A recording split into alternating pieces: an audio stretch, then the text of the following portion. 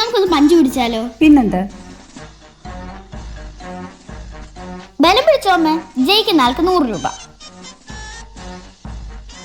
അയ്യോ, ഇത്രയും ബലം വേണ്ട. 100 രൂപ എന്ന് പറഞ്ഞപ്പോ എവിടുന്ന് വരുന്ന ശക്തിയൊക്കെ? ഈ കണക്കിന് 10,000 രൂപ എന്ന് പറഞ്ഞിരുന്ന എന്റെ കൈ ഒടിച്ചേനല്ലോ. കാശിനോടുള്ളൊരു ആർത്തിയേ. സോറിടാ. ആഹാ, എല്ലാം അടുക്കി വെച്ചോ? ആ, വെച്ചമ്മേ.